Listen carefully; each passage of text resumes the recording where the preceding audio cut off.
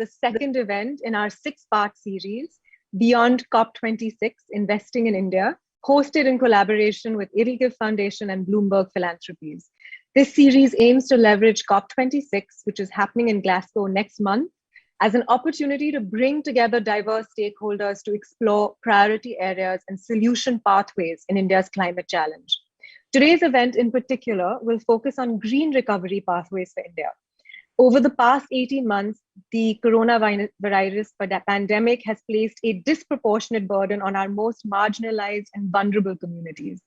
Climate change poses similar threats, but on a much longer timescale and with more severe impacts. But in the wake of the pandemic, there is a critical window within which India can aspire to shape both its climate response and economic recovery. And in this moment, we have an opportunity to build a distinctly Indian story, one that addresses the three key pillars of jobs, growth, and sustainability. This could mark the beginning of a chapter where India builds a unique development model, one that empowers both people at the grassroots level and drives Indian business and industry. We believe philanthropy can play a powerful role in shaping this ambition. And through this session, we endeavor to bring together donors, implementing agencies, and experts to illustrate practical philanthropic opportunities that promote people-centric growth and enable climate resilience. With that, it is my great pleasure and honor to introduce Shri Aditya Thackeray, Cabinet Minister for Environment and Climate Change, Tourism and Protocol in the Government of Maharashtra. Under his visionary leadership, the state of Maharashtra has brought the conversation on climate action in India to the global front, with initiatives such as the Mumbai Climate Action Plan and the new EV policy. We're fortunate to have him opening this conversation for us. Thank you so much, Minister, for being here with us today. And diving straight into today's theme, obviously COVID had a massive impact on our country's economy and citizens. Now that the worst is hopefully behind us, what is your vision for Maharashtra's recovery pathways? You've repeatedly said that climate change is here. How does sustainability fit into your vision for recovery? Thank you for having me out here firstly, and it's a pleasure interacting with all of you again. I think there's a key operative word you mentioned, hopefully, and the worst is hopefully past us. That's something we're still gauging, and hopefully is a very strong word, but we're banking on that because COVID, other zoonotic diseases, climate change emergencies that we're facing in the last 2.5 years, and especially the past decade, if you see, it really has been of droughts and floods and hailstorms, and across not just India, but across the world.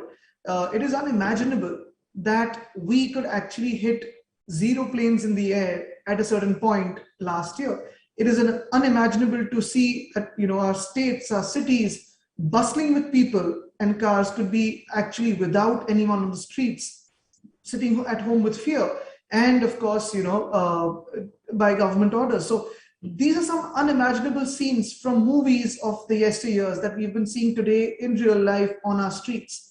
But as we move ahead with a stronger vaccination program, with a lot of people being covered, inoculated with vaccines, hopefully safer from COVID, we're looking at how do we open up really. And, in the last year itself and this year also, we've had multiple talks as governments and agencies with industries, newer industries, of what the post-COVID world would look like. Obviously, the two big issues of this century as of today would be COVID and climate change. And how do we actually merge both as an issue and move ahead? Because both are interconnected really. The impact of both are interconnected. The impacts of, both on people, on livelihood and life is going to be interconnected. I think it's for us as, the human race to think of what is the way that we're choosing ahead for ourselves. I've said this day before yesterday also. As the human race, we've probably come to think that we can actually control all issues, all emergencies, all issues at hand, all the problems we can tackle, and not sounding as a doomsday soothsayer, but we've come to believe that really everything is in our control. We've got this false sense of ego that we are healing nature, we are creating this, we are destroying this. But at a certain point in time in the history of the planet, there were creatures called dinosaurs. And they were all powerful, probably more powerful than us, if not be using artificial materials, but they were extremely powerful and they were wiped away and the world continued, life continued. If we as a human race want to survive on this planet, and today We're looking at options of living on Mars or Moon. We're exploring outer space. It's all great. But let's hope that we don't come to a point where we have to wear the space suits with oxygen helmets and roam around on our planet. We're already wearing masks. So I think it's come to a point where we need to realize what we're doing to this planet.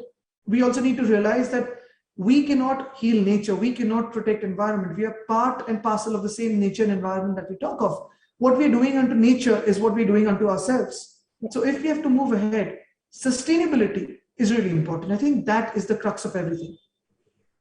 I think that's brilliantly put. I mean, you've drawn the sort of analogy or the connection between humanity and, of course, what we're doing to nature really in a very compelling way. I love your example of the dinosaur, but I think it's a very stark example, but it's one that I think really makes its point.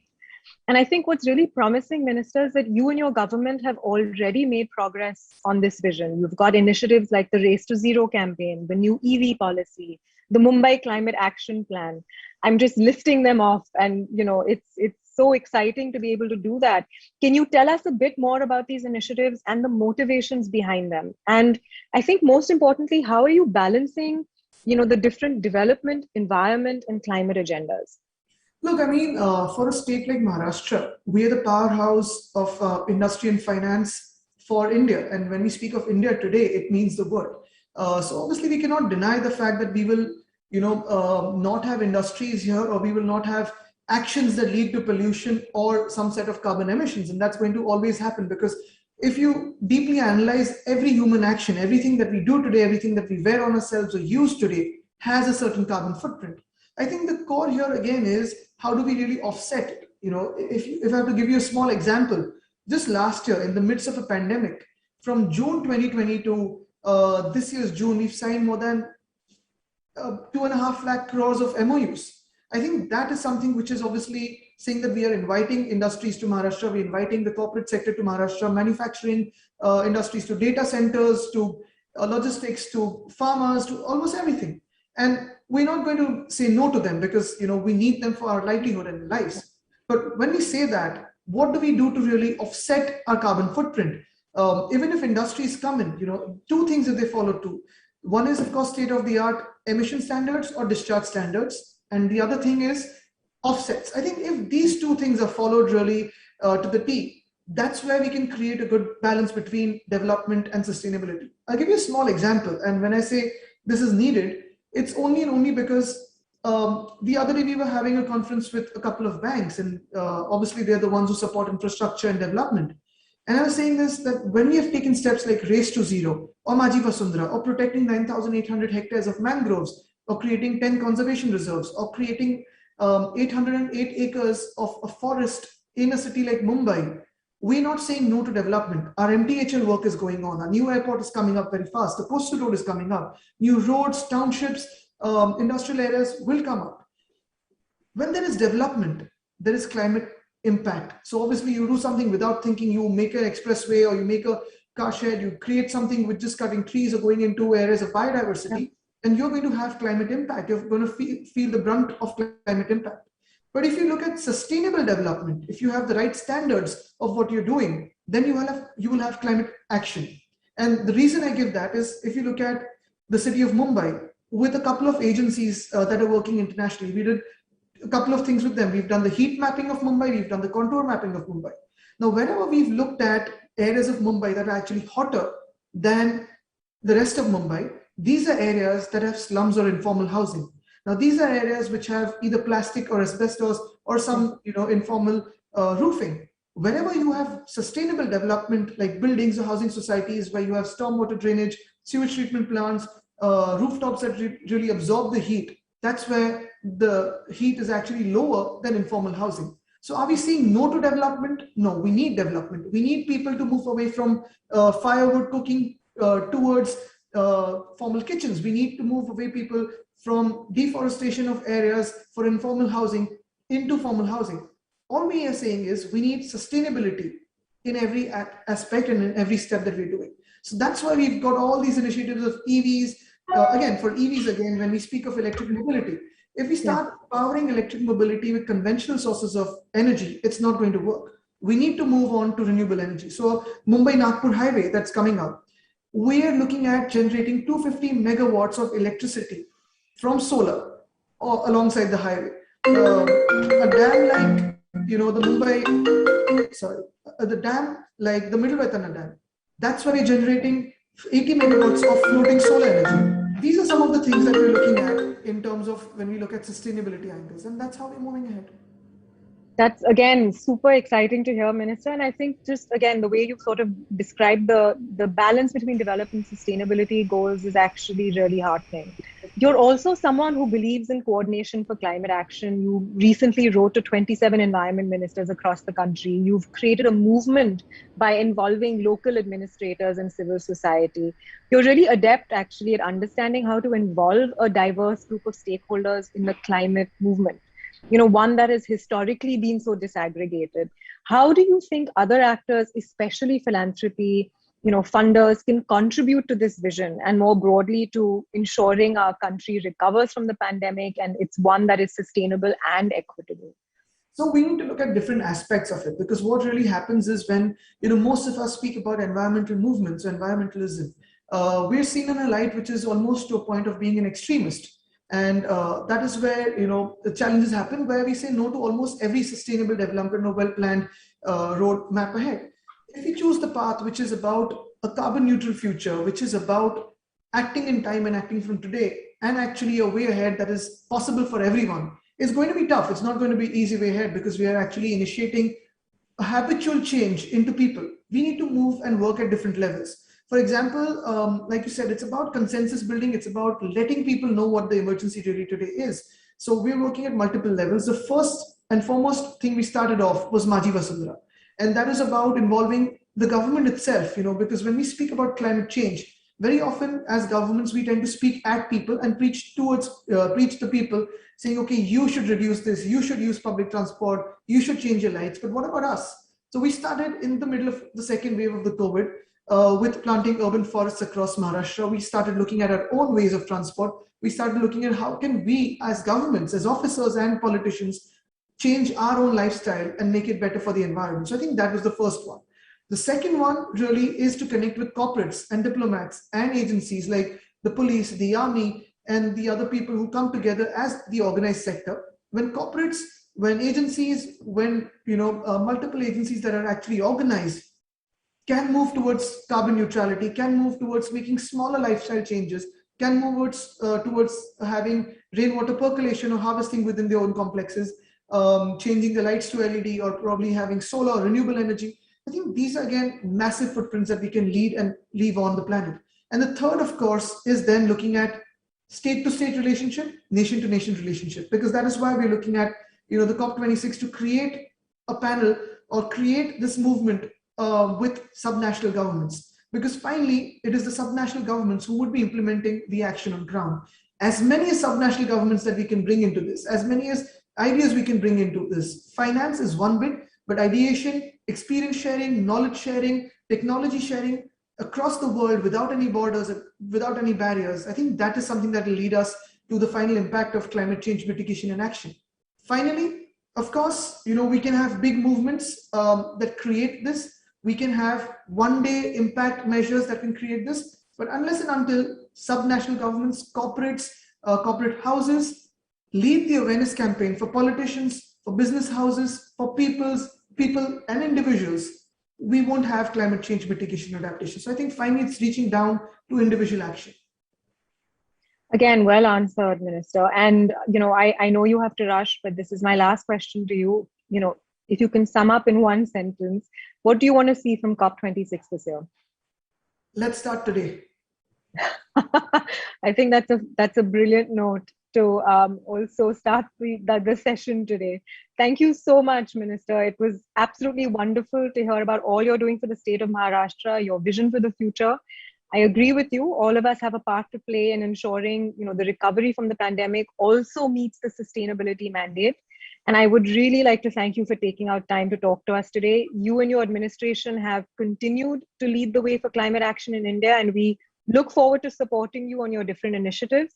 So on behalf of the India Climate Collaborative and everyone here today, thank you, and we wish you a successful trip to COP this year. Thank you so much. All of us working together, so that's the real success.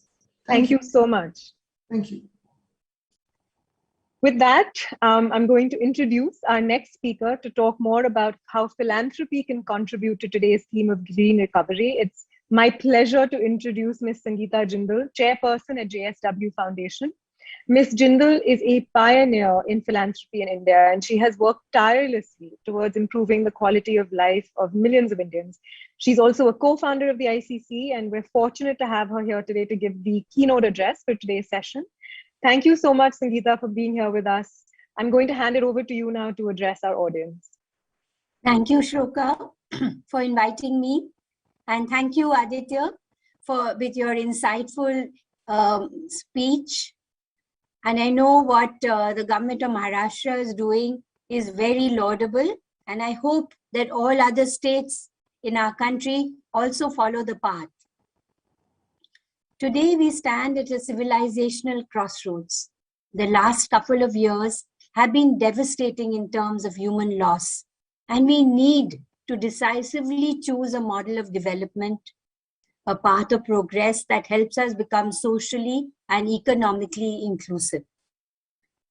We know very well that every problem is an opportunity. The pandemic has taught us an important lesson. It has underscored the necessity to be attuned to the world around us. If a virus can bring nations to their knees, can you imagine what drastic climate change can do to the world at large? At the JSW Foundation, we strive to create a healthy environment across as we recover from the challenges of COVID. It is imperative that India and come together and advance the roles of philanthropy in a renewed rigor, jointly working with ecosystem enablers such as ICC. I'm very proud of what ICC is doing, and I would also like to request Shloka that we corporates are each one doing on their own. JSW is doing what we know, and other corporates are doing what they know. But it will be really, really commendable and really, really nice if we all work together to one concerted plan. And we could have a meeting with all the other corporates and we work towards one plan. Otherwise, we each are living in silos. An imaginative approach to solutions enables us the possibility of a green recovery. I look forward to an enlightening discussion today, and I'm happy to be a part of this journey. I would also like to say that JSW is producing steel, energy, paints, etc. But the reason why I got so involved in this whole process of climate change is that I can only mitigate what we are doing. We are doing our bit. I'm also trying to honor all these earth care warriors. And they are all people all over India who are doing very good work. It will be very nice if even Shloka and your team can even help the earth warriors and help them with some kind of loan to all the banks so that whatever they are doing, it grows, they can scale it up. So I feel that we all need to work together and all corporates have to work together. Other we all are doing on their own. I would also urge Mr. Thackeray to do a kind of a private-public partnership with the government that we all are chipping in anyway, but we would all like to chip for a concerted plan. One plan, so many people. Thank you. And I think Shloka and your team are doing commendable work, and the energy that you have is what we are looking forward to. Thank you. Thank you, Sangeeta. Thank you for framing our session so eloquently and sharing such important insights. And thank you for continuing to lead the way for philanthropy in India's green recovery from the pandemic. We at the ICC are grateful for your continued support, and we look forward to working together on initiatives that aim to achieve both development and sustainability goals. So thank you for being such a climate champion. Yeah. Thank you. Thank you. Which brings me to today's panel. During today's session, we actually hope to discuss philanthropic opportunities for green recovery through interventions across agroforestry, renewable energy powered cold chains, and sustainable energy transition for SMEs. The session is split into 3 panels to discuss each intervention, starting with agroforestry. And we request our audience to submit any questions for our speakers through the Q&A box. The ICC team and our speakers will answer them continuously throughout the session. With that, I'm now going to actually invite 3 key people to share their reflections on the agroforestry sector and its potential to contribute to green recovery. So we're joined here today by Dr. Ashish Chaturvedi, Director, Climate Change at GIZ India. Ashish specializes in climate change mitigation and adaptation, waste management, sustainable consumption and production, as well as environmental policy. As part of GIZ, Ashish has been involved in exploring and promoting unique approaches to agroforestry that link agroforestry to mainstream markets. Next up, we have Dr. Ruchika Singh, Director, Sustainable Landscapes and Restoration at the World Resources Institute, India. Ruchika brings over 18 years of extensive experience of conducting evidence-based research and program management related to various aspects of forests, water, tenure, resource rights, and landscape management. And last but not least, we have Dr. Sushil Sehgal, Director of Programs at the Nature Conservancy India. Sushil has only around 30 years of experience of working on issues related to natural resource management, climate change, and conservation, from field to policy level. I would like to thank all of you for joining us today. And I'm going to first invite Sushil actually to set some context for our audience on agroforestry and its importance with regard to India's land availability and climate commitments. Sushil, I apologize in advance. I know how passionate you are about the subject, and I'm only giving you a few minutes, but over to you. Okay, yeah, thank you, Shloka. Hi, everyone. I have a few slides which I will request the organizers to put up. I'm going to just give a very brief, I think in a couple of minutes, an overview. And it's like as Shloka said, I have been involved with this. This is a photograph I took during my PhD fieldwork, which is like a sort of an agroforestry system in Rajasthan I had studied. Next slide, please. Yeah, so I think as Shloka mentioned, like what is the context in which agroforestry is relevant to India's sort of land situation and the climate. So I'm going to just touch upon these 2 aspects. But first, what is agroforestry? There are various definitions from very broad ones to relatively narrower ones. And the broad ones tend to include everything where we have some tree component and some sort of agricultural crop component. And also goes beyond that if we include things like silvipasture, etc. But I have just put there on the slide the definition that we have from the National Agroforestry Policy 2014. And India is actually one of the very few countries that has a dedicated national policy focused on agroforestry. Here, essentially, we are talking about integration of trees and shrubs on farmlands in rural landscapes. And this could lead to a range of benefits from productivity, profitability for the farmer, and a range of sort of ecosystem services. So now touching very briefly on the overall sort of land context. As many of you know, certainly India has a very large population. We are the 2nd most populous country in the world. And perhaps the projections suggest maybe the most populous in a few years' time. So we have about 18% of the world's population, human population.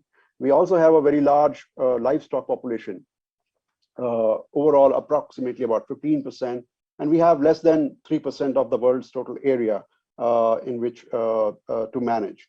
But even out of that area, actually, if you look at the net zone area and the fallow lands, we have dedicated about half the area to the agriculture.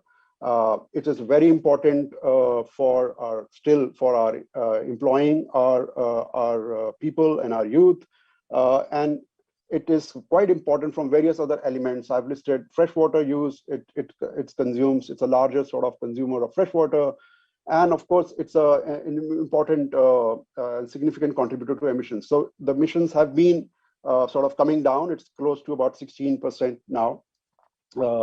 But it's still nonetheless a very important sort of contributor. Yeah, next slide, please. Now let's look at the the climate context. So that's the kind of the broader agriculture area where the agroforestry sort of sits. And in our in our climate context, actually, if you see India's international commitments that India has made, there are 3 quantified commitments India has made under the Paris Agreement. One leads, the first deals with the sort of the emissions efficiency of our economy or the GDP. Second is more about renewable energy and electricity. And there's a third about additional carbon sink, where agroforestry sort of fits. The first 2 kind of, many people, experts agree that we are kind of on track to meet our commitments for 2030. But on the additional carbon sink commitment, we need some additional effort. We are enhancing our carbon sink, as it is evident from the reports that are put out periodically by the Forest Survey of India. But there are various sort of projections which suggest that there may be a significant shortfall if additional efforts are not put in. So the target that we have is sort of enhancing our carbon sink in forest and tree cover by about 10%, roughly 10% by 2030, which translates to about 2.5 to 3 billion tons. And agroforestry can play a very, very significant role in that. In addition, certainly we have our own national target of 33% land under forest and tree cover, which also would not be possible without focusing on agroforestry and similar systems. Next, please. So I'll very briefly touch upon, because other speakers are going to elaborate more on this, like agroforestry actually can contribute in many ways. Certainly it can enhance the resilience of our farming systems. It can increase the farmers' income, and quite important, which is not yet recognized to that extent, there are a range of ecosystem services that agroforestry can add, and obviously it can mitigate climate and help India and all of us to meet our climate mitigation goals. So I'll stop here, Shruka. Thanks so much, Sushil. That was a brilliant sort of summary.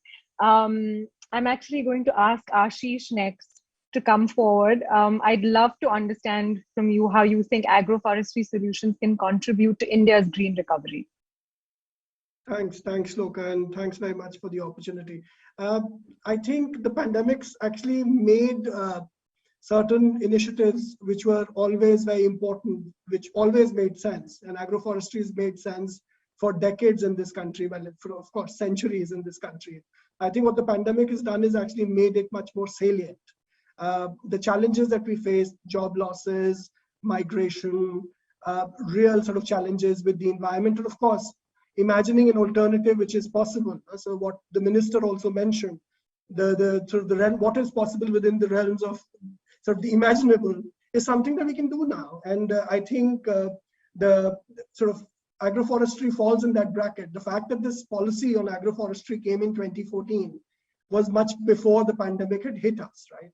But I think there are certain challenges that we have to really account for and think about as well. So as soon as you start thinking about making a program or a project out of an intervention like agroforestry, which is a very long tradition, a very long sort of trajectory in a country like this, we have to realize that it requires a lot of cross-sectoral collaboration, different knowledge systems, different kinds of capacities, different kinds of sort of technical knowledge, but also managerial knowledge, economic knowledge. So I think this is something that is very important to think about. And we have to really think about the possibility or the fact that agroforestry has been active in this country for sort of, as I said, generations. Now, how do you actually use the kind of knowledge, the traditional indigenous knowledge, and really think about scaling up or scaling out some of these initiatives? And I think here there is a lot of potential that I think agroforestry can play now, and it will continue to play more in the future as well. I think the other part that I want to sort of emphasize is that there is a lot of work which is already happening. So it's already a very important part of our portfolio. Indo-German bilateral cooperation is doing a lot in this area. We actually want to expand the approaches. And as Ms. Jindal mentioned, I think it would be really important to start thinking about sort of joining hands and getting together on some of these approaches. Because what might end up happening is that this entire scaling out agenda and the scaling up agenda suffers because there is lack of resources in certain spheres. And of course, those who we want to help really need to actually access these resources, because some of the barriers that need to be overcome are largely related to finances, but also the fact that we don't have the right kind of de-risking instruments. And I'll sort of talk about that maybe in the future, in the next sort of round as well. But I think we really need to think about coming up together, joining hands, thinking about different kinds of expertise at the at the technical level, at the financial level, what kind of financial models are required, but also about different kinds of knowledge systems which exist. And there, I would really think about how can we bring the scientific and the technical knowledge, the people who have PhDs in the agroforestry, but also talking to communities who have the knowledge to bring it to bear on designing new initiatives, because in the absence of that, we might actually have major risks which we have to guard against. So I'll stop now. Thanks, Ashish. I think that's well put, and your points are well taken. I'm actually going to sort of deflect that question to Ruchika, actually. Ruchika, both Sushil and Ashish have mentioned the importance of agroforestry solutions for increasing farmer incomes and meeting India's climate commitments. Yet, the sector hasn't achieved its full potential. So, what do you think, some of the challenges are to scaling these critical solutions? Thanks, Shloka, first for also inviting for this important discussion. And just to kind of begin with, agroforestry expansion can support in building the restoration economy and improve livelihoods, which previous speakers have also talked about, and very important for post-COVID recovery. However, as you asked, the challenge is that despite having a huge biophysical potential for expansion of agroforestry in India, and some of our own analysis also indicates that we have enabling policies that are in place. The interventions have been, haven't happened at the scale that it should. And there is the agroforestry policy 2014 that came up, and we were the first country to do that.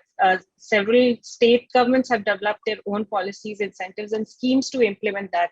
But despite all of this, what is lacking is developing a shared understanding for planning and implementing, agroforestry. And that's one of the gaps which hinders developing plans that could take into consideration both the ecological benefits from agroforestry expansion, but also considering the social benefits. So I think that goes to what, Dr. Chaturvedi was saying earlier in terms of how do you bring that, interdisciplinarity when we make these plans, etc. How do we think about that? So there is definitely a need to harmonize efforts, financing, and learning to unlock the potential that we have for agroforestry.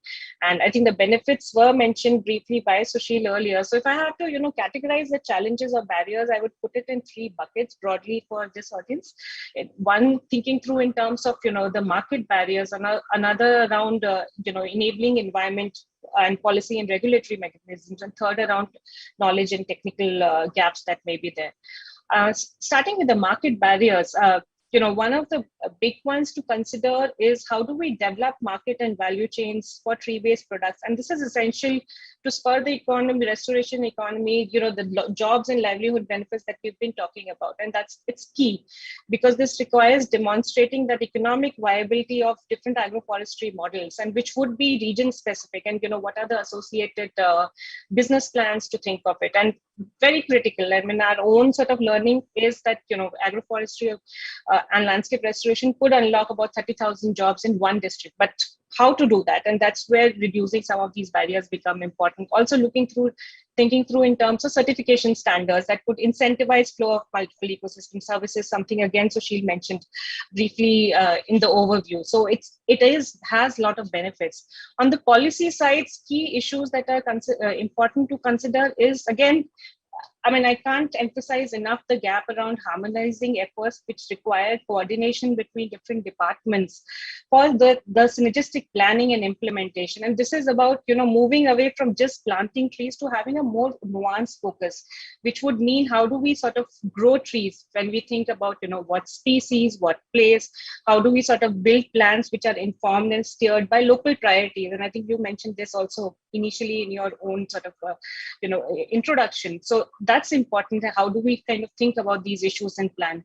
And of course, to scale up at the state and the national level, the convergence of schemes at district and state level is a gap that we've been seeing. How do we sort of, there are, pilot examples of, how this convergence is happening. But if we are thinking about the movement that Minister was also talking about, how this convergence happens and the siloed approach is broken would be key. On the knowledge back, knowledge as the third bucket, very quickly, couple of issues that are important to consider. One is around, lack of multi-stakeholder groups or partnerships, which has partnership from industry, research institutions, government, and civil society organizations. This is a major barrier. And why so? Because again, when how do we develop that common understanding, which is important that we need to plan for implementation is one, but also seeing, how do we, these partnerships are the one which can help us to plan better. Also think about, how do you measure agroforestry expansion, for instance, what benefits are there, and setting up the right metrics for this would be important. How do we build capacities around, local level capacities for extension workers in different small scale examples that are there. So yeah, I would, and the last point that I would make is, because we have mostly small and marginal landholding farmers, so any plan that is being made, we also need to think about it from a more intersectional dimension, because the benefits are not only for men but also women. So how do we build those priorities when we sort of thinking about building out the opportunity plan? So that's I will pause here for now. Thanks. Ruchika, that was brilliant. There's so much sort of richness and detail that you've mentioned there, from the need to harmonize efforts to the need to focus on nuances, and of course, partnerships as well, multi-stakeholder partnerships most importantly, and of course, the precise sort of challenges with policy that exist at almost every level. Sushil, of all of the challenges that Ruchika mentioned, how are you at the Nature Conservancy, proposing to address some of them? What is your vision for the sector going forward? Sure. Certainly, there are certainly a lot of enabling policies have been put in place, but there are a number of challenges. I think Ruchika had put that really succinctly, that we face three broad challenges: technical, certainly related to certainly policy issues and market issues. And we have been looking at, but at the same time, the government has been quite interested. In fact, Ruchika and me both are part of a Niti Aayog sort of initiative to see how this sector can be moved forward, and some solutions could be found. So we have been looking at also some of the studies that are coming out and the data that is being put out, particularly by the Forest Survey of India and the Central Agroforestry Research Institute. They have been working on the technical side. So now there is kind of sort of a consensus that there are some, at least broadly, about 13-14 million hectares area that could be brought overall under that. There's a potential at least to bring that under additional sort of agroforestry, with all the sort of safeguards and all that Ruchika and Ashish mentioned. So what we have been thinking, that there are, at least there's a certain conservative estimate that that is being discussed amongst various institutions, that is of 15%. If we can achieve that in the next sort of decade or so at least, then this itself will yield a lot of benefits. So I'll request, I have a few slides, 3-4 slides on that. So I'll request the organizers to just put that on. Yeah, thanks. Next, please. So I'll quickly run through that. So first is that there's a conservative sort of estimate that even the Forest Survey of India has put out that number and suggested that to Government of India, that we could look at something like 15% as one sort of estimate of the total potential that I had mentioned, and then see how we can at least deliver on this in the near term, or near to medium term. So these are the benefits that we had also mentioned, but there are a number of studies that are showing that this could enhance incorporation of agroforestry in the sort of the agriculture systems, could enhance the farmer income by 3 to 8 times. There are various sort of studies there. Ruchika already mentioned about the employment generation. So again, there are a number of studies. So we have which show that actually it has significant potential to add to the employment generation, and certainly obviously carbon sequestration. So it can be sort of, along with, of course, other sort of pathways, it can contribute towards the achievement of our sort of climate goals. Next, please. So now, of course, we have to take a sort of pan-India approach, but one sort of also needs to start, somewhere. So and again, when we say we, it's not just TNC, but with all other partners. I mean, WRI certainly, and we work together, and certainly, we've been in discussion with Ashish and his team and others as well. So certainly Central India, we feel offers a unique opportunity to start, this work. Obviously, it needs to be expanded in other areas. And when we say Central India, it's sort of a broad sort of definition ranging from Maharashtra to Odisha. Because of certain unique features that I have sort of listed here, we have a lot of unirrigated land in this area, and so some of the agroforestry systems are quite suitable to these areas, and they will in fact benefit sort of agriculture as well. Also, there's a large percentage of the India's tribal population, if you look from sort of social side as well, that is there. And we have had in the past quite successful some programs like the Wadi program spearheaded by NABARD and other such programs, which could have myriad other sort of benefits going beyond carbon in terms of nutrition and income and so on and so forth. Also, very interestingly, these are the states that get about more than a third of the tax devolution that is given by the Finance Commission based on the forest criterion. And ideally, some of that money needs to be plowed into enhancing our forest and tree cover. So that is sort of another reason to start from this. Obviously, this has to be a start, and it needs to go beyond and scale up to the national level. Next, please.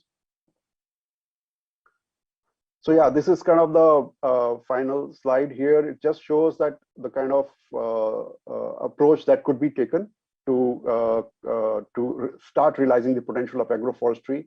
And it's broadly three types of buckets we have put into. One is the demonstration. You need to demonstrate to the farmers, to other stakeholders, that some systems work. I mean, often, unless somebody sees it, the farmers and other stakeholders see it on the ground, they don't necessarily believe if you just talk and just share papers.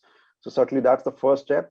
Then we need to work actively with certain state governments, because they are the key sort of player in this. And I've given some numbers for the states that I had mentioned, but of course, this can be for certainly for other states, different numbers, sets of numbers as well. But finally, we also need to have this at the national level. Broadly speaking, we also, apart from demonstrating this, the technical aspects and other packages on the ground, there are a lot of issues still that deal with the policy aspects, particularly felling, transportation. There are a lot of challenges still, and also related to markets. So this, there are some aspects which need to be dealt at the state level and some at the national level. It's not that nothing is being done, but somehow I think we need to do a little bit more. And if we do that, I think there's a very good possibility that we can achieve the potential that I had listed in the earlier slide. Yeah, that's all from me. Thanks. Thank you, Sushil. I think we do need more solutions like these and more people to support such solutions.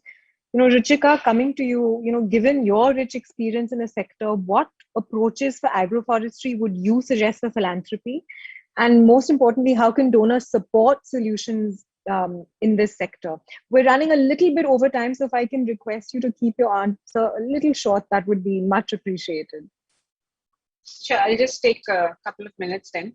I think I'll pick on what Sushil said in terms of, showcasing demonstration, working at the state as well as the national level. And that I think as a solution is definitely key, because, any plan that is developed or innovation models that one needs to develop pilot projects for on grounds, which can show how this harmonization is basically happening and some of the challenges, whether it's, bringing together convergence of funds which are siloed. And I think TNC is already doing that in Chhattisgarh. Some of the other partners have been doing it in MP. We've been doing that Maharashtra also. There are a lot of efforts which are already ongoing. How do we bring some of this together becomes important to leverage, the right sort of case studies is one point I would make. The second I would make quickly is in terms of developing partnerships is important, and how do we create that development of a green business ecosystem that could help in reducing market barriers. And here again, it would be about how do we sort of, if there are barriers to market and value chain development, how could philanthropy also support in building capacities, etc., at some point, or developing some of these linkages?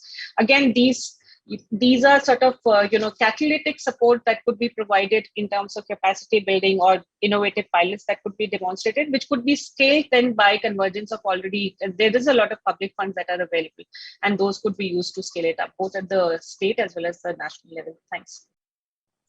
Thanks, Ruchika, and thank you for sort of keeping it so concise. But I think, again, really, really well answered. And I think very sort of instructive for donors. Ashish, can I ask you to close out this session for us by sharing your perspectives on the role institutions like yours and philanthropy in particular can play in catalyzing the agroforestry sector? Sure. I think we're actually on the same vein, all three of us. So the first point is sort of about pilots. I think what's critical though is because there's so many pilots which are attempted and a lot of them kind of are never able to scale up. I think it's very important to design pilots which have a clear replication and upscaling strategy. So when you're actually thinking about doing a pilot, what kind of connect do you have at the state level and at the national level? And that would essentially mean designing a pilot, keeping these actors on board before you start initiating some work, and of course, keeping them really involved, co-creating this pilot rather than just sort of starting something, because then it is, of course, has the, well, it can remain a sort of a best practice, but it doesn't really scale up. So I think that's very important to actually have a clear upscaling and replication strategy and having the right kind of actors involved in the pilot design as well as implementation. My second point is about the fact that it's an attractive bandwagon. A lot of people would like to jump on it. But I think it's very important to sort of really look at the right kind of knowledge systems. And it is a complex sort of attempt. You will struggle with it. And that's the reason why we've actually not been able to solve this problem of kind of really scaling up. And I don't even know whether scaling up is necessarily a great idea all the time. It could just be scaling out. This is a distinction that people in the development world have made for very long. Why do we really need to actually scale up everything? You could actually scale out some of these models. And my final point where I think philanthropy and organizations like sort of one that I come from could really make a difference is to create these science, policy, practice sort of platforms. I think this is something that you're doing now, of course, as a part of these webinars, but I think a more structured process, depending on, like, pick up a few areas, and if agroforestry is one of these areas, how do you create some kind of a platform which engages with this issue in the short term, in the medium term, and the long term, and get the right kind of actors? Why not have people who've been practicing agroforestry for generations be a part of such kind of a dialogue as well, rather than sort of just speaking in echo chambers? And I think it's similarly policymakers as well. So how do we bring those kinds of actors in the discussion room before we start embarking on these processes at the micro level, meso level, and at macro level? So I think these are my three sort of suggestions. And thanks very much. Thank you, Ashish. I thought, again, brilliant points from you. Scale up versus scale out. I think that sort of nuance and the complexity of those two is well put, and I think a really, really important point. On the science and policy platforms, couldn't agree with you more. We're trying, as you rightly said, to do that at the ICC. But I think you've put it well, that we need more sort of areas for coordinated action as well as knowledge sharing really across this whole issue. So thank you for that, Ashish. I think you've summed it up brilliantly. And we're now at the end of our first panel on agroforestry solutions. Thank you to all our speakers. You were all excellent, and I think you've given our audience much to sort of think about. So thank you for being here with us this evening. I'm going to remind the audience to put in their questions through the Q&A window. We're getting, a whole number of them coming through, but our team and speakers will answer them through the rest of the session. So please feel free to sort of put your questions down there. We're also going to look to get your perspective, audience, on this discussion. So I'm going to actually request you all to answer the following polls, which are going to be up on your screen for the next 30 to 40 seconds. There are two polls, one after the other, and you will see them right now, hopefully in the next couple of minutes.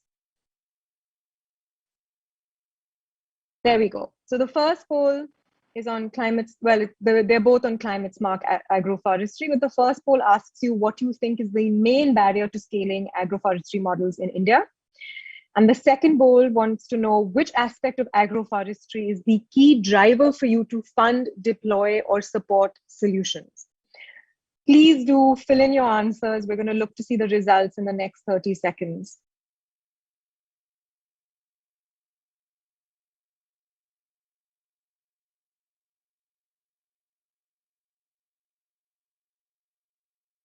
Okay, just a quick reminder to you to get in your answers really quickly. We're going to close the polls in 10 seconds.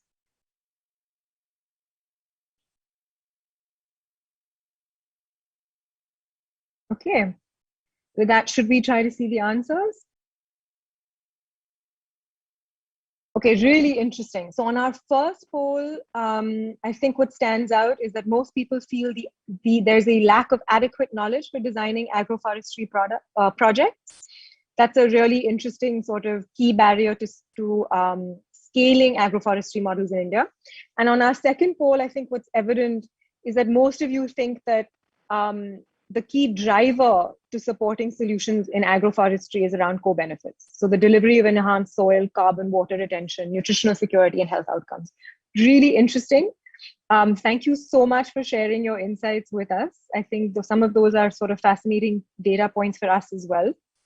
So we're going to move on to our next panel on sustainable cold chains for agriculture. And for this conversation, we're going to be joined by another set of really eminent speakers. We have with us Dr. Dhruva Purkaria-Satha from the India Director at the Climate Policy Initiative. And Dhruva is a recognized expert in financing infrastructure, clean energy, and climate investments in developing countries. Also joining us is Huda Jaffer, Director of Selco Foundation. Huda has played a critical role in building the necessary processes of Selco Foundation that have led to its days of being known as a pioneer in the field of building the ecosystem for sustainable energy access to the poor. And lastly, we have Noah Horowitz, Program Director of the Clean Cooling Collaborative. And across his career, Noah has worked on the state, federal, and international levels. And his area of expertise include residential lighting and appliances, consumer electronics, and energy-saving cool roofs. Thank you, everyone, for joining us today. I'm going to kick things off by asking Huda to tell our audience a little bit more about cold chain and their importance to India's agriculture sector. Thank you so much, Shloka. Wonderful to be here and be joined by this group of people. I think it just reinforces so much of hope and positivity in what we can achieve together. I had some slides, if that could just be brought up, please. Thank you. So, of course, we've always been pushing on solutions for the poor, and because the poor are most impacted with climate change. And I think the opportunity that we've seen over the past 2 years, while we've always been pushing for decentralization and inclusion and collaboration, as was spoken in the last few sessions, we've seen a lot of this over the last 2 years. The narrative at a local level, at a district level, at a block level has changed. I think the realization of building resilient ecosystems for small and marginal farmers has trickled down, of course, in a very responsive manner. But that being said, we've also seen a lot of collaboration across different stakeholders in different departments. People actually reaching out and seeing what best can be done to deploy solutions, scale solutions at a very local level. And sustainable cold chains is that sort of low-hanging fruit or sweet spot per se in actually looking at what is that one solution, or what is that one sort of programmatic way of achieving certain low-hanging fruits when it comes to both mitigation as well as adaptation goals. If you can go to the next slide, please. I just wanted to open with a case that's actually in Karnataka, in North Karnataka, which is a very dry area, heavily drought prone, heat stress prone. And this is with a group of farmers that grow tubers. A lot of wastage was there because during the season, they couldn't actually sell it all. They had to wait for the high season. So if you actually look at this particular case, which was a solar powered cold storage unit for about 20 marginal farmers as a group, who actually invested in it, owned it, now own it over a period of time. But you actually sort of see that they're able to get 3 to 5 more times better price for their produce. They don't engage in distress sales anymore. Their wastage has actually reduced much lesser than what it was. And you actually see a significant income increase across the group, right? So this is really the opportunity that that cold chains bring, right? If you can go to the next slide, please. whether it's sort of looking very squarely at farm incomes itself, avoiding distress sales, looking at food security, looking at protecting the produce, ensuring that they don't have to sell it, at a time when the prices are so low that it doesn't make sense for them to even sell it, right? Looking at it also as a tool for aggregation, which is so critical when it comes to pricing and building better markets and supply chains. So this is basically a solution that has been proven. I think we spoke about pilots previously. There have been plenty of pilots and more. The technology works well, which we'll get into a little bit.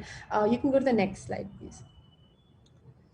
So here you basically look at how cold chains, so across cold chains, whether it's pre-cooling, packaging, ripening, cold storage, warehousing, you sort of see the need for cooling when it comes to different agricultural and commodity-based value chains.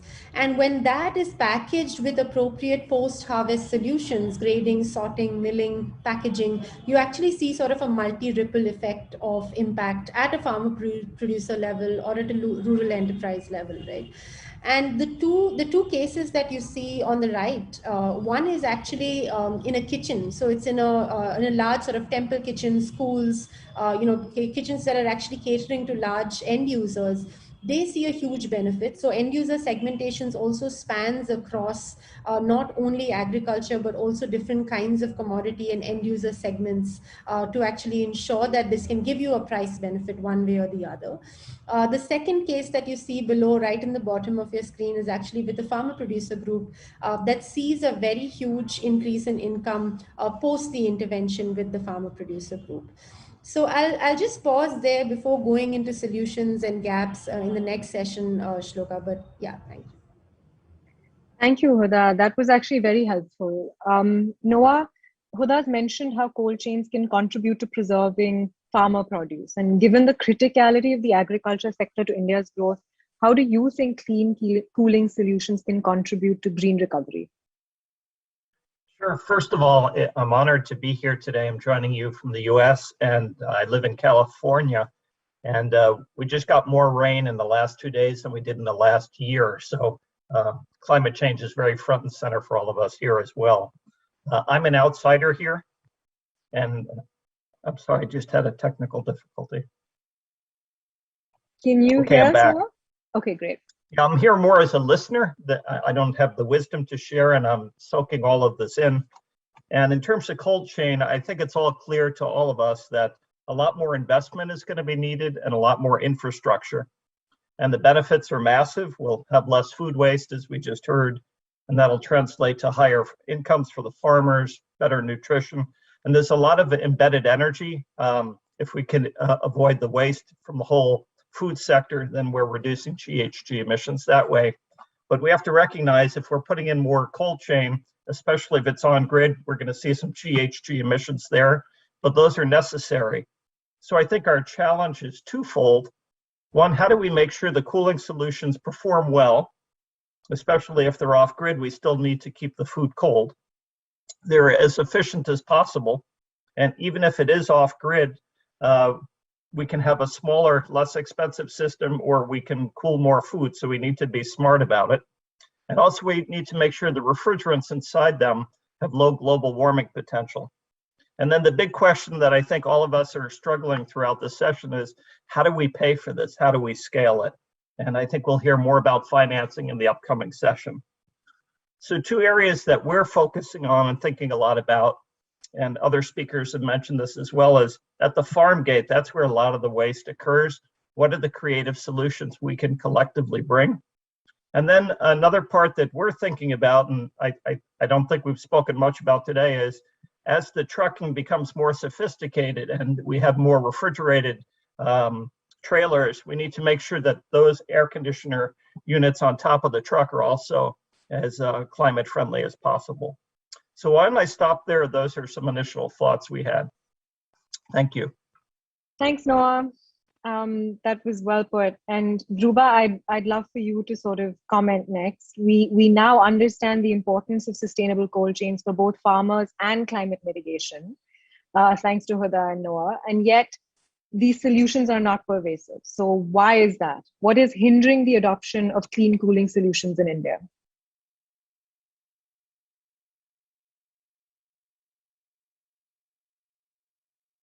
Dhruva, I think you may be on mute. Oh, sorry. Yes, Yeah, we can hear you now. thank you, Shloka, and thank you for inviting me into this. Thanks to ICC. Just to start with, let me just step back a little because from a point of view of green, whether it is cooling or jobs or green recovery, all of it requires energy at some point of time.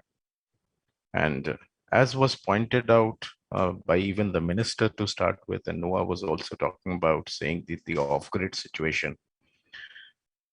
To make cooling solutions, decentralized cooling solutions preferably should be green. It is not to say that they do not have a utility in terms of increasing the access for a farmer to store its produce. But surely there needs to be a need for them to become green. The need to become green, I think, starts with electricity becoming green. Now that's where I come to that today we have a situation, and this is India centric. Look, ultimately there is a grid and an off grid. As long as we are able to produce electricity closer to the point of consumption, and it is possible today to produce electricity closer to point of consumption from solar, so that becomes renewable. Your costs of storage are also going down. So it may be possible soon to have an economic case which is called solar with battery storage. And for small sizes, decentralized cooling, this should be possible. Scaling up has got two reasons behind. One is, at some level, there has to be a demand created. Now, by demand created, I'll give you Indian examples here. Climate, green, all of it is a market failure, and therefore it is important that there needs to be a public intervention. When I mean by public intervention, just think aloud at this point of time. If there is large scale procurement of decentralized small cold chains, that would give a manufacturing activity going. Look at what happened in India on CFL to LEDs. Look at what's happening in India on EVs in terms of procurement. So by just embarking on a government procurement, what you are doing is you're giving a signal to the market to come and produce. Today, we are relying on a few entrepreneurs, and I know them actually in this market, whether it is Cool Crop or EcoZen or InfiCold. I'm sure Noah or Huda might know them. They are attempting to address this market. But think of what happens when you can create a large scale procurement of these solutions. Then they get deployed. Then you come to an issue of saying, how does one, and Noah pointed to this fact that how does one pay for it?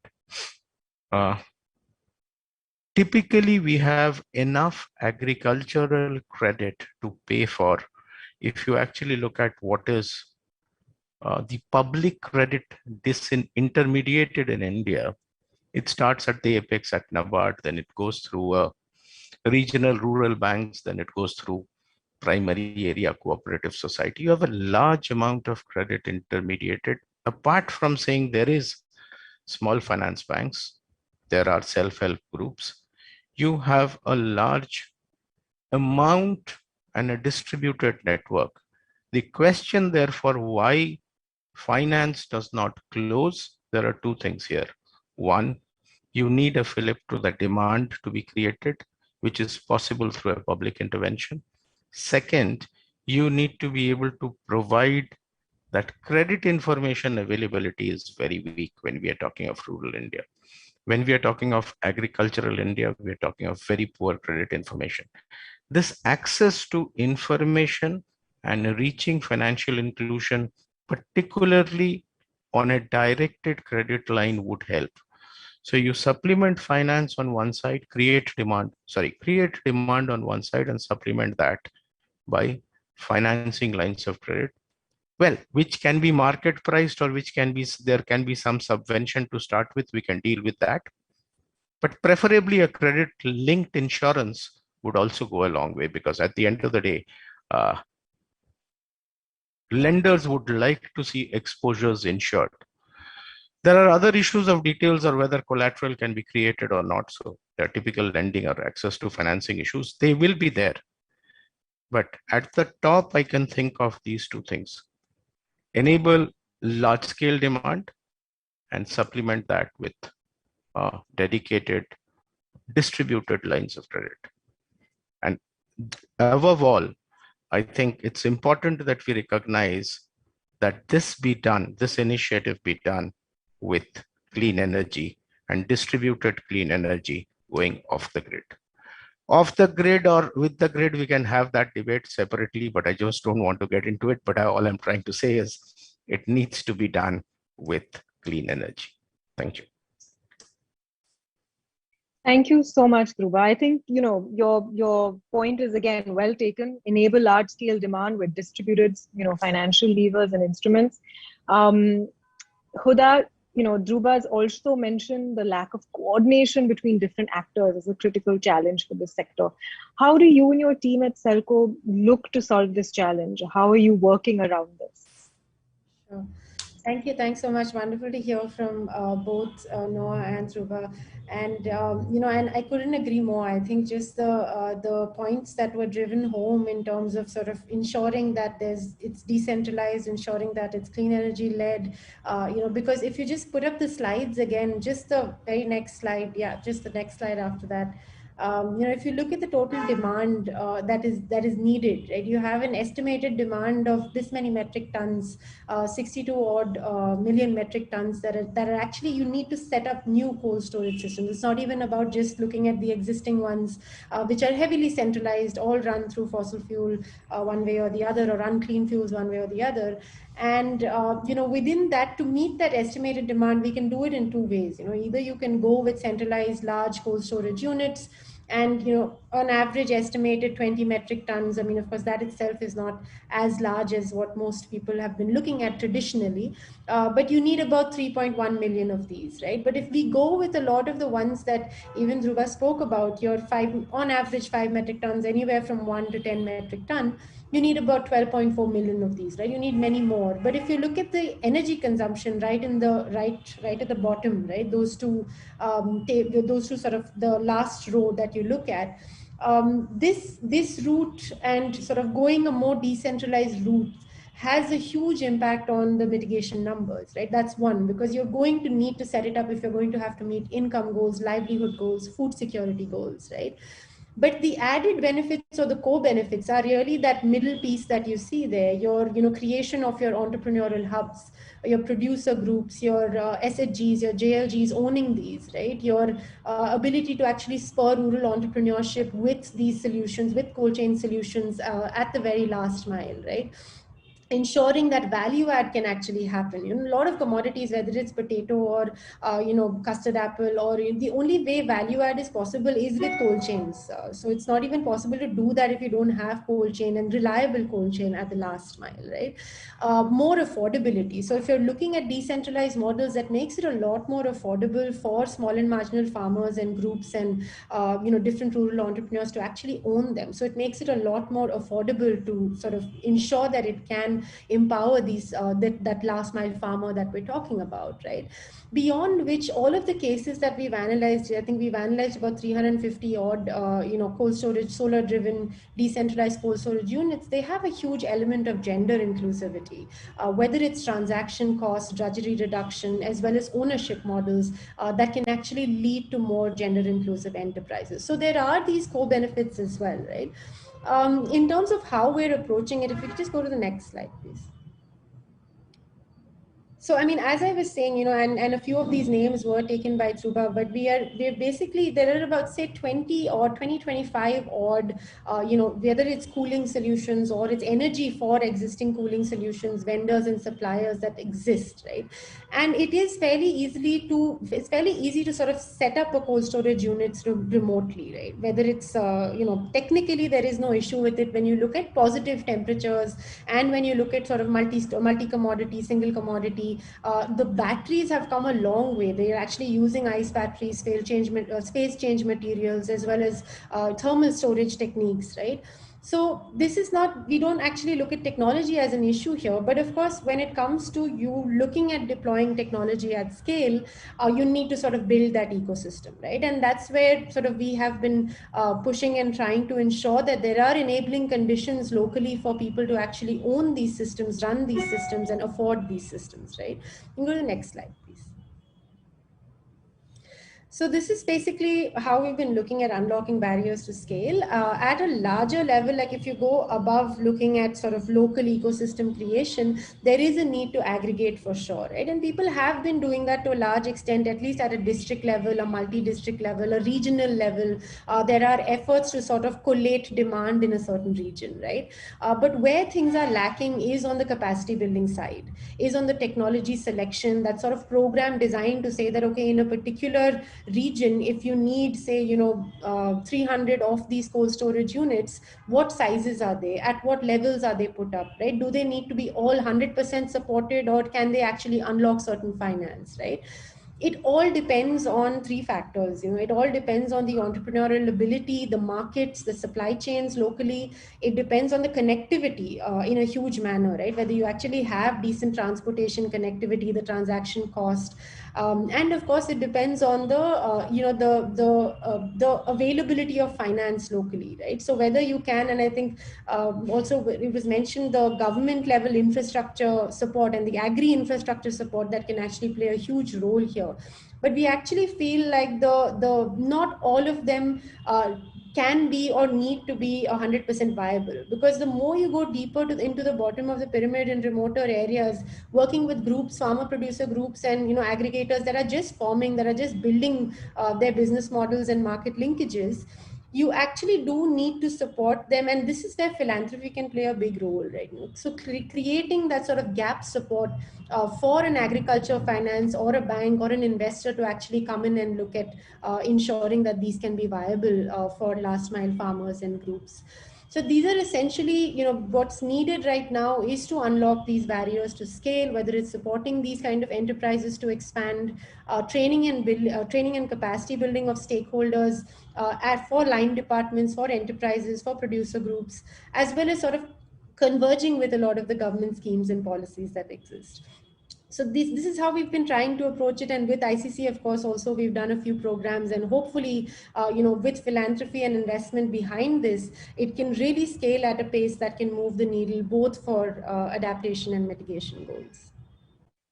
Thank you so much, Huda. That was, a great summary of the approaches one could adopt.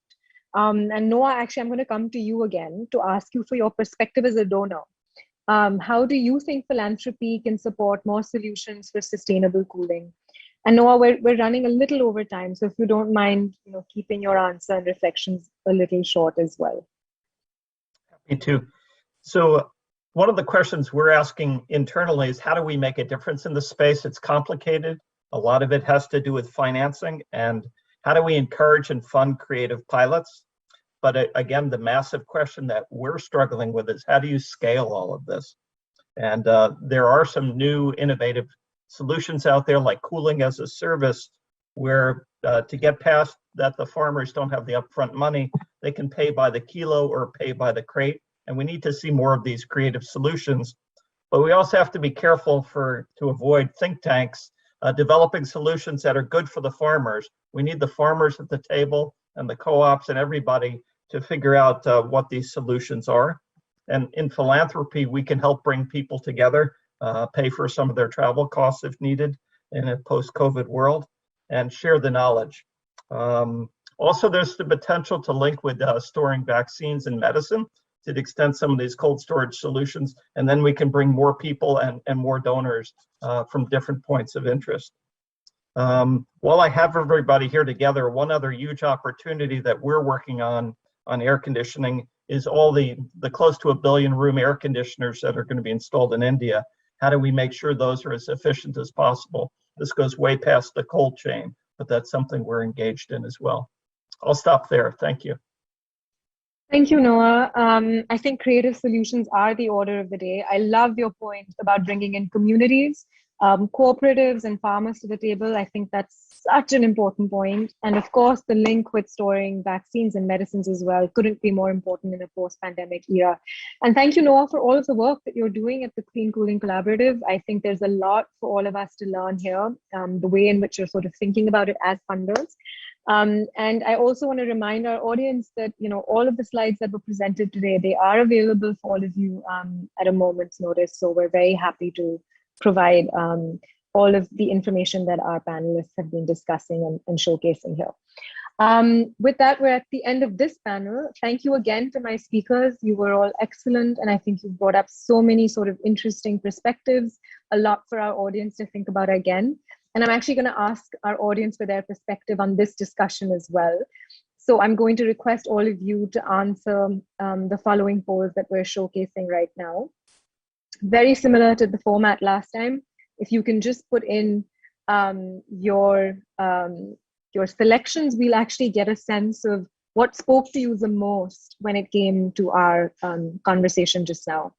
So here we have it. It's on sustainable cold chains, of course. And the first question for you is, which aspect of sustainable cooling solutions for agriculture is the key driver for you to fund or deploy or support? And the second question is around how you think philanthropy can best support sustainable cooling solutions. So again, it's a single choice answer. Do let us know what you think. We're going to close the poll very quickly in another 10 or 15 seconds. So put in your thoughts quickly, and we can see where you stand on all of these. In the meanwhile, I want to thank my panelists again. Thank you for taking the time to be here. Noah, I know you're on a different continent, so I appreciate your being with us at this time. And thank you to Dhruva and, of course, Huda, for taking us through today's conversation on cold chains. Okay, here we have it. Co-benefits, once again, the key driver to fund or deploy or support. So I think there's an emerging theme that's coming out. And of course, the second question, I think what's really stood out for everyone is the need to invest in the capacity building of key stakeholders across the value chain. Also something that was echoed repeatedly by all of our panelists. So really interesting to see where everyone stands. Thank you so much for putting in your thoughts and your insights. We love hearing how you're sort of, imbibing the discussion as we go along. Our last discussion, but certainly not the least, is on clean energy transitions for the SME sector, a really crucial conversation. And with us today is, we have Mr. Anirban Ghosh, Mr. Vivek Adya, and of course, Dhruva as well. Anirban actually leads sustainability at the Mahindra Group, and under his leadership, Mahindra has developed an award-winning sustainability framework. He has also, in partnership with the World Bank, facilitated the creation of the Sustainable Housing Leadership Consortium to accelerate the spread of green buildings in India. I know it's something he's personally very passionate about, and we're going to really enjoy hearing from him in a minute. Vivek Adya is the India Country Director at the Institute for Sustainable Communities. He comes in with over 15 years of management, environment, and development sector experience. He's closely engaged with large corporates, key policymakers, and multi-stakeholder partnerships. And we're really excited he's with us here today. Thank you all for joining us. Vivek, may I please request you to kick us off by telling the audience about the SME sector in India and its importance in the context of corporate climate commitments, employment, and economic growth. Over to you. Thank you, Shloka, and good evening, everyone. I'll try and kick us off and try and give a bit of a landscape, bit of an overview about MSMEs, India Inc., and how this entire decarbonization energy transition is happening. I do have a few slides which I can request to be put up. I think this is a big responsibility on me, not just professionally representing millions of MSMEs, millions of small businesses in the country, but also personally, I'm from Gujarat. Basically, every other family member I go to, is an entrepreneur, and there is this added stuff about how do I make things count with my work. But I'll try and make it a little more, worthwhile. So ISC, Shloka, thank you for giving in that background. We've been working more than a decade and a half with large brands, large company value chains, working with more than 3,200 businesses globally and 650 plus MSMEs. And I'll try and share some of that experience here. When we talk about MSMEs, if I can just request to move to the next slide. What we've been seeing is India Inc. Is making big commitments. Large Indian corporates are increasingly going green. This is a nice reflection of how the growing bold commitments are being driven by large corporate houses, businesses on sustainability. And you can see the results out there. 22 of the top 100 listed firms hold clean energy procurement targets. Many of them have signed up for science-based targets. They've looked at net zero goals. They're pricing carbon in different ways. These very commitments are commendable, but the economy's clean energy transition is yet to capture emissions from the country's most fragmented and highly vulnerable MSME sector. And this forms a very critical component of not just domestic, but international global value chains. The scope 3 emissions that we talk about, these MSMEs contribute very, very significantly. In fact, in the Indian context, 1/3 of the industry-related emissions come in from these MSMEs, which are a very integral part of scope 3 of large company value chains. Now, this is the scenario, this is the landscape that we are looking at. And if we just move to the next slide, for India to succeed in its low carbon transition, SMEs cannot be left out. They are front, left, and center. They are a critical part of the solution. And this is not just from an environmental point of view, but also from an economic and social point of view. And we keep talking about climate equity. We keep talking about how do we really address this to the most marginalized and most vulnerable. Now, when you look at it from a business sector, when you look at it from a corporate point of view, industry point of view, MSMEs have been the most vulnerable. And also in the Indian context, they've been, I won't say neglected, but probably underserviced segment of the sector of the industry space. But they are also a critical engine for the country's growth trajectory. And you can see that with the 3.5 million jobs that they're able to contribute, and also reflecting about $215 billion contribution to India's GDP. They are also very critical in terms of many other aspects, looking at local livelihoods and ecosystems. But at the same time, many of these MSMEs are spending unsustainably on environmentally harmful sources of energy. And about 97% of MSMEs, particularly in those in the rural and off-grid settings, they are primarily generating energy through non-renewable sources, such as coal and diesel, which are susceptible to supply and price volatility. And we all know what's happening with coal over the past many, many weeks now. And about that, about 50% of Indian MSMEs are really facing irregular supply of electricity in the wake of power cuts. This could be even more, which means they are forced to burn fuel and cash on inefficient generators to keep their businesses running, keep their businesses powered. Now, this has economic consequences. This really stretches the margins of MSMEs who are anyways struggling with lower cost and day-to-day cash turnover and margins and overall stuff. Now, 30% of MSMEs are spending their operating expenditure to meet these energy requirements. And the economic benchmarks typically place this between 10 to 20%. So Indian MSMEs are already spending way beyond what typically good business models would absorb, good economic models would absorb.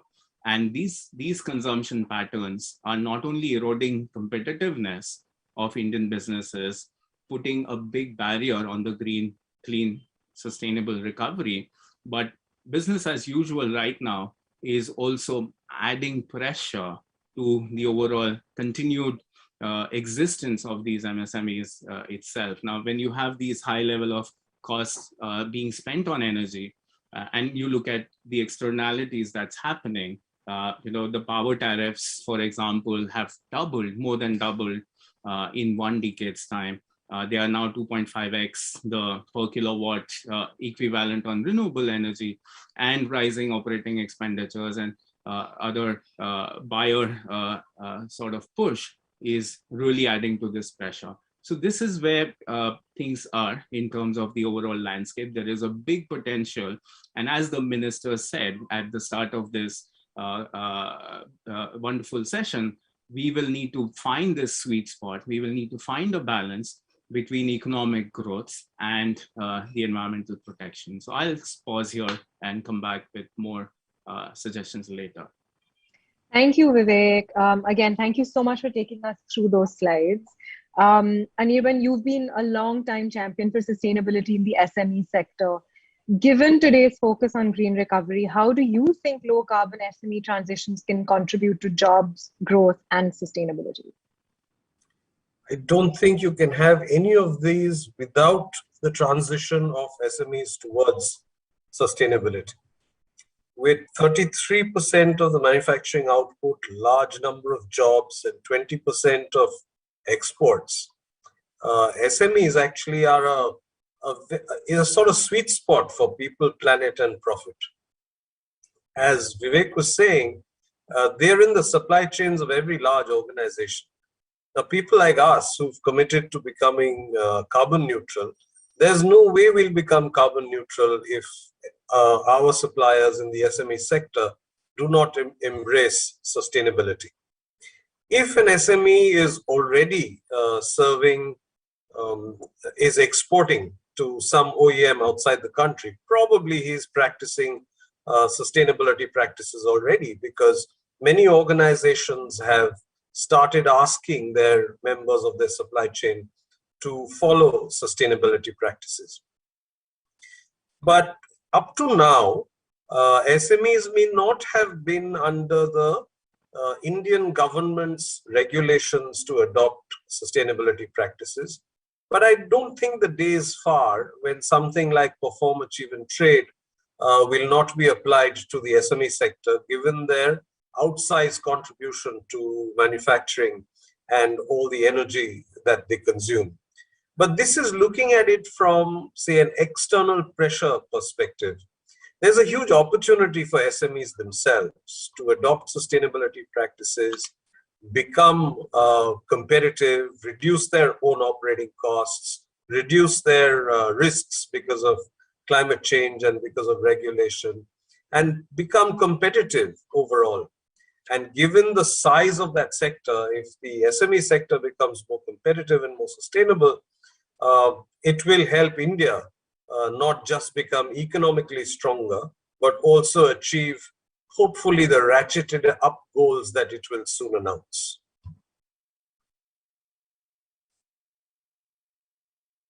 Thank you, Anirban. I think that was, again, just an excellent set of points. And you've really reinforced not just the importance of the SME sector for both economic growth and sustainability, but I think your point on needing to make the SME sector more competitive is a really, really important one. Dhruba, coming to you, given your vast experience in clean energy, what is your view on the barriers for sustainable energy transition for SMEs? How do we make them more competitive?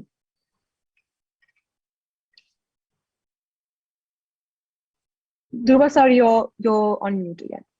Sorry. Apologies. Thank you. Thanks, Shloka. And just starting off with echoing what Anirban said, I think there is no other alternative for SMEs today. For our green recovery, growth, jobs, all of it is Vivek showed very clearly. I think our jobs and recovery, all of it hinges on SME. The interesting part is, I think One of his slides reflected that scope 1 and scope 2. Let's understand that as large corporates get into carbon neutrality, and if they're talking about net zero, science-based targets or whatever, the scope 3 that they talk of is essentially scope 1 and scope 2 for the SME. So the focus of the SME needs to be, how do I, if it is scope 1, if it is within their processes, if it is steel and cement SME, unlikely to be, very, very difficult, very hard to abate. Either you live with it or you replace fuel, hydrogen, replace something, replace cement with something else. But leaving aside those sectors, typically SMEs in India are more manufacturing in the sense of automotive supply chain, light engineering. You have some of it which get into the supply chain of cement and steel also. Now, there are two issues here. They have to procure clean energy and they have to engage in, either I call it energy efficiency. Essentially, it is about reducing electrifying everything that you do. On one hand, electrify heating, cooling, lighting, all of it. But then that electricity needs to be clean. Therefore, it brings us to a very, very important point. Are we on the grid? Are we off the grid? In my last session, I think I paused here, and I didn't want to take that position over here. And let me now take that position very clearly. Market and technology driving up scale will essentially push costs down. Both scale and technology will push costs down to a level where it will be possible tomorrow to be off the grid or defect from the grid. The choice is for the stakeholders, which includes the policymaker and regulators, that what is the path to be taken. If I want to, our discoms and grids are in compounding losses and they keep adding a few zeros every few years that you see. Now, in order to support that, what you do is you are saying that distributed energy, and therefore I do not support distributed energy and I support large scale electrification or renewable energy. And let me give you some numbers over here. With 40% renewable in India, in the total final energy consumption, 90% of what all of us consume is non-renewable energy, is fossil fuel intensive. Now, when we are, and why does that happen? That happens because obviously the power factors, the plant load factors, the efficiencies of solar plants, that they might be improving. But we need to think here as to whether it is and it should be efficient. And let me come to this point very, very emphatically. Our losses are in transmission and distribution, so it should be possible to produce electricity at closer to the point of consumption, closer to the point of view SME at the industrial park. It should be possible because those losses are not getting factored in. But the price available for injection to the distribution transformer level does not recover costs. So that electricity, clean electricity, does not get generated. So we need a change in approach of regulation and policy, what we do with the grids. That makes clean energy attractive to SMEs. If I go completely off the grid, I have to completely rely on markets and technology. We are still not there, but hopefully it will be there at some point of time. Finally, the issue of financing. SMEs have a tough time in financing any which way. Now, therefore, if I am a developer supplying to SME, then I don't get financing as a developer. If I am an SME, then I need not only the primary collateral, I need secondary collateral to obtain financing. So that's the Indian banking system. You will have to again come back to what I made on the clean cooling or decentralized cooling. An issue has to be solved over here, that we need some mechanism by which affordable finance not priced out for that SME. Because if you say, on one hand, my electricity costs are already 25% is what the data was showing. Renewable energy may make it a little bit higher. I need financing to support that. My competitiveness will get eroded. It is not only by my pressure of being a supply chain net zero or supply chain carbon neutral that I need to do. It is the overall ecosystem that needs to adapt itself. So I like to put this over here. At some point of time, we will have to acknowledge that it will be possible for us to produce electricity without relying on the grid. And that replaces very clearly the distributed diesel generation that is currently going on. That reliability needs to be improved from the generation point of view and the storage point of view. Thank you. Thank you, Dhruva. I think you've laid out the challenges very clearly. Vivek, coming to you, how do you propose we solve some of these challenges that Dhruva has mentioned? And again, just a small request, if you could, keep your remarks a little short. We are running over, and I'm going to request the audience as well for a little patience. Thank you for being with us. We are going to wrap up soon, but this panel is, of course, such an important one.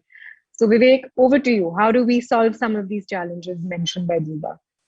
Thank you. And if we can quickly load up the slides, the remaining slides. Now, what is really, as Dhruva mentioned, some of the solutions, be it on the energy front, be it on the technology front, lie closer to the point source.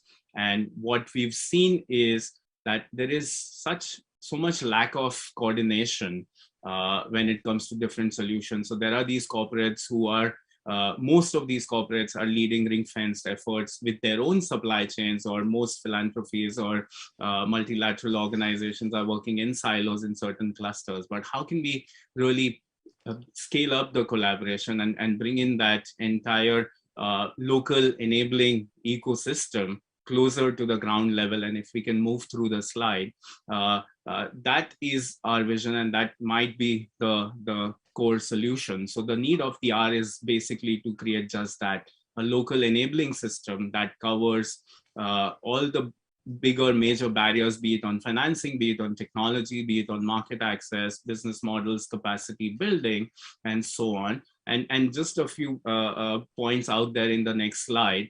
Now, what we are able to do with these local ecosystems is we are able to accelerate the adoption of proven technologies. Now, what happens is most of the technologies, cutting edge technologies that are available are probably hard to access by MSMEs, especially in the remote regions. And we were working with the textile cluster, and people were saying we will not replace motors with more efficient high-grade ones, because it's easier to rewind them closer to our factories rather than purchase a high-tech motor from a large metro or a large manufacturing plant and so on. So bringing access to technology closer. Similarly, as Dhruva mentioned about financing and how do we really enhance credit lines. Of course, this year's union budget came in with a lot of fiscal incentives for MSMEs, but how do you translate them into the every rupee or dollar spent reaches the MSMEs? So bring in the aggregation, bring in the demand aggregation and bulk procurement and innovative ESCO models and stuff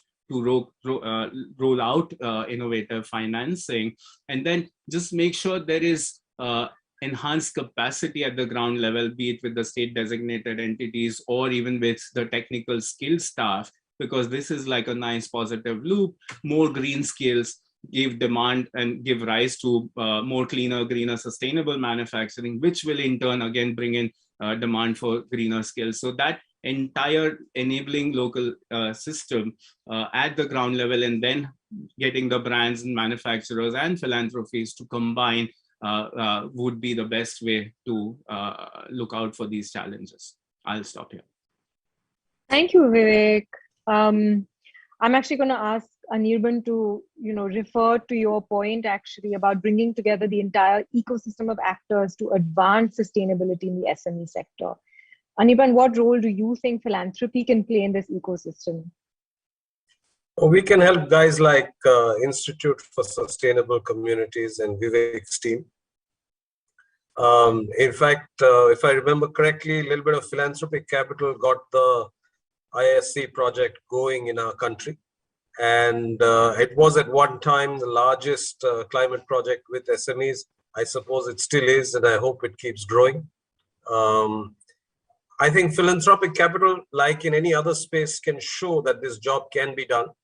and that it is good for the stakeholders. And I think ISC has more than done that. Now it is time to leverage the work that's been done on ground with 600 plus SMEs and scale it up to maybe 6,000 plus SMEs, because the benefits that the 600 plus SMEs have experienced are there for everyone to see. And every one of those 600 plus SMEs have experienced reduction in operating cost and a whole bunch of other benefits. And so I do think that philanthropic capital should be used and can be used to trigger the revolution so that it can be scaled up going forward. Thank you, Anirban. And I think your example of ISC and the support you provided is actually an excellent one. With that, of course, we're at the end of our last panel.